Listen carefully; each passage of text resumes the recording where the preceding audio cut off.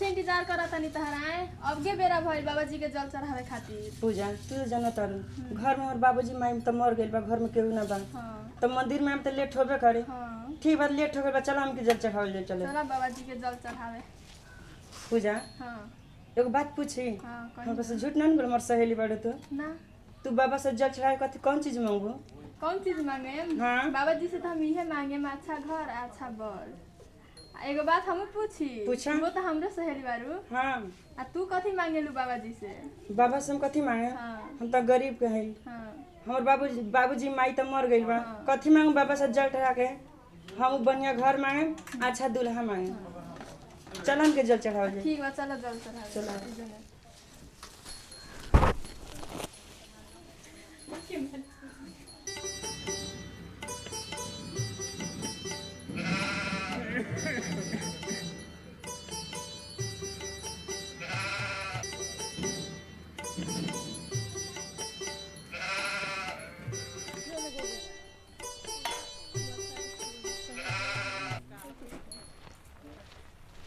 पूजा हाँ अब से दूगो रास्ता है। हाँ तू अपना घर तो हेम आ जाबू, हम तो अपना घर हेम आ जाए।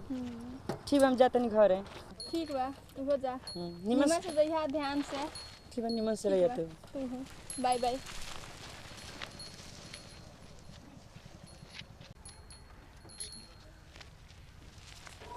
गंगा इतना सवेरे ये फूल डाली लेके कहाँ से आवता रू? भैया जल चढ़ावे गए नहीं। तू तो जानत रह कि हम ब्रह्मल जल चढ़ावे जाइने सवेरे सवेरे। अच्छा जब आवेलू तो हमरा के काहे न कहेलू? हमहू तो बाबा के मंदिर में दर्शन करे खातिर जाता नहीं।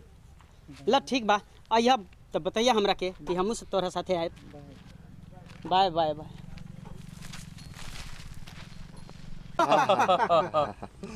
हाँ विक्रम बाबू अपने काहे ना शादी कर लेता नहीं? कब तक कुमार रह, कब तक बउआम, कब तक हमनी के बउआम? ए मुन्ना तू नइखे जाना तारा कि हम काहे शादी नहीं कैले? हम बहुत लड़की देखले बानी लेकिन हमके केहू पसंद नहीं के आयल।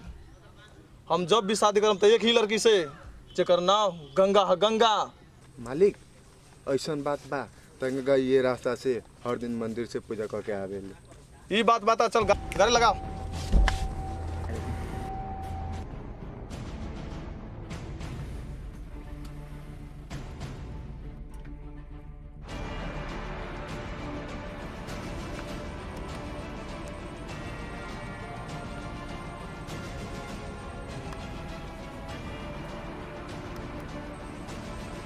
गंगा कहाँ से आ रहल बारू?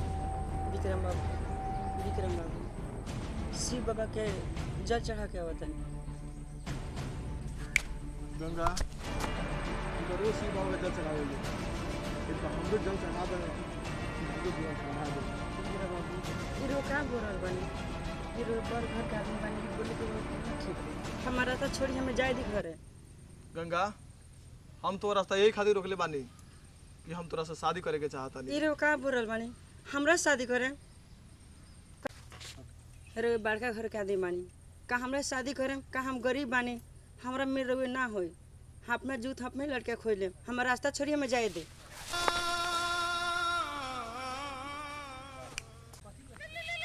मालिक रउआ टेंशन न ले, जब वही शादी जब ये लड़की से होई।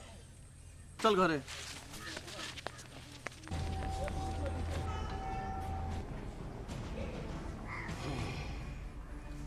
टोन टोन जी मालिक।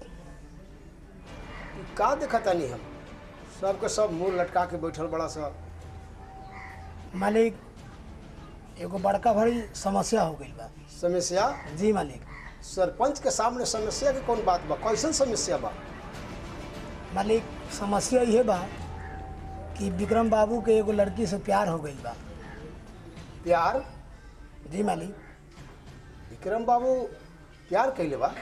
जी मालिक प्यार कैले बा और फिर भी शादी करे के कहता। ये तो और खुशी के बात बा। ये में सोच विचार कैला का जरूरी बा? जी मालिक। ये में उदासी चेहरा पे ले का जरूरी बा? ये तो और खुशी के बात बिल कि हमार सर के बोझा हमार बेटा विक्रम हल्का कर दिला। जी मालिक। अपने मनपसंद के लड़की से शादी कर ली करे के सोचा था। ये तो और खुशी की बात बा न टुनटुन। जब ऐसा बात बा तो लड़की के माई बाप के बुलावा दिन फिक्स करो, शादी बारात धूमधाम से होई, बढ़िया से होई। मालिक लड़की के माई बाबू ये दुनिया में नहीं के, लड़की एकदम अनाथ बा। का लड़की अनाथ बा? जी मालिक।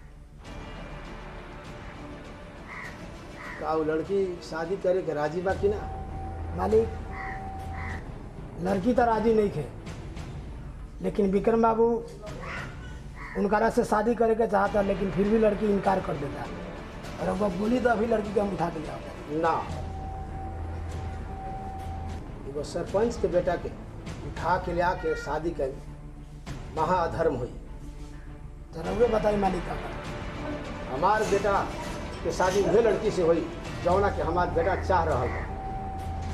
जौन तरबूजा चाकू से कटा जाई ओकरा पर तलवार चलेला से का जरूर। जी मालिक। जैसे हम कहता नहीं कि ओकरा के उठावे के नाम दोबारा न लिया। मालिक एक और बात बा मालिक। कौन बात बा? मालिक विक्रम बाबू जौन लड़कियों से शादी करे के चाहता, वो देखो तो नहीं आजकल भोले बाबा के मंदिर में जाता, जल ढाड़ता, और राकेश नाम के एगो लड़का से गलत संबंध बा। जब ऐसा रही तो गांव की इज्जत कैसन रही या रंगो इज्जत कैसन रही मालिक? वो लड़की के नाम का? गंगा नाम है मालिक। गंगा? जी मालिक। ऐसा कबो न हो सकेला। जब ऐसा बात बा तो 1 घंटा के भीतर भीतर जितने प्रमुख लोग बा सबके पंचायत बैठाओ। जी मालिक। और हम पंचायत में ऐसा फैसला करें कि सोने वाला सरपंच की याद करी। जी मालिक। जब तक एक बीच में काम करो, नज़दीक में कोनो स्टेशन है, जी मालिक, जाके स्टेशन से एगो अपाहिज लड़का उठा के ले आवा, जेकरा खाए खातिर हाथ न होके, जी मालिक, चले खातिर पाँव न होके, दुनिया देख के घिना मानत होके, जी मालिक। ऐसा लड़का ले आवा कि पंचायत के लोग देख के हमरो तारीफ करी। ठीक बा मालिक, ये बात हम समझी ना मालिक। लेंगड़ा लुझा पाहिज ये तोहरा समझ के बात नहीं खे। इस सरपंच के निशाना लागेला और तीर चलेला कहीं और। जब तक बंसी में चारा ना डलबा तो मछली बझावे के तरीका तोहरे समझ में ना आई। हम जौन कहली उहे काम करा। ठीक बा मालिक।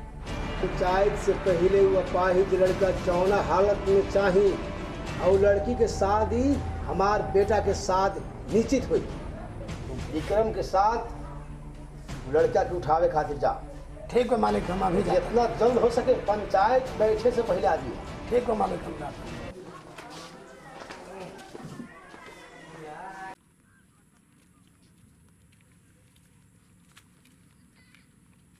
विक्रम बाबू एगो बात कही। का बात बा? रउआ गंगा नाम के लड़की के चक्कर छोड़ी मालिक। रउआ कही तो हम लड़की के लाइन लगा देता। ये हमनी के भीख मांगा अपाहिज के चक्कर में कितना बउगल जौना पर रहला न घर बा न गुजार बा न कुछ न करते हमनी कितना बउगल जाए।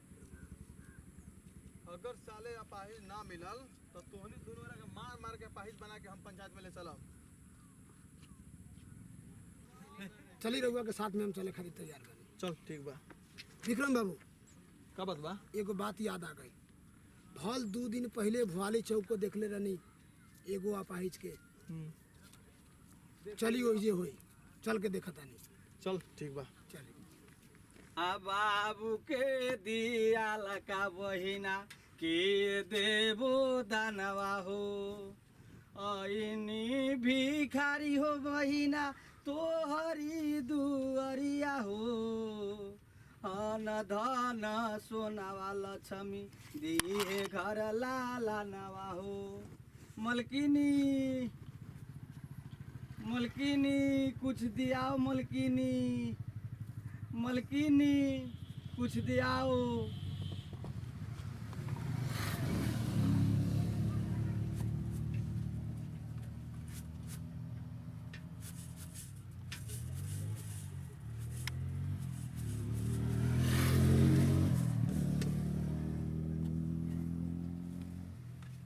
कुछ खाए ला मिली मलकिनी? भात उत बा? कुछ भात उत दिया मलकिनी। यही में धा दो मलकी में।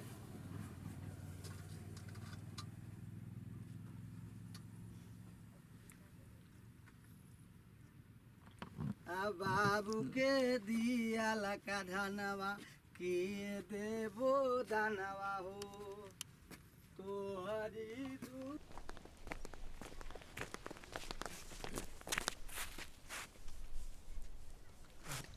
अरे पार्टनर कोरिया तो मिल गेल होदा। अरे चुप चुप चुप चुप रह दे अगर मिल जाए नु मिल गई मालिक साहब अगर पता तू लग लोग का बात बता रहा ना कुछो ना मालिक तो का बात बता रहा तुमने कुछो ना कहाँ कुछ बतिया तो चला ठीक बात चली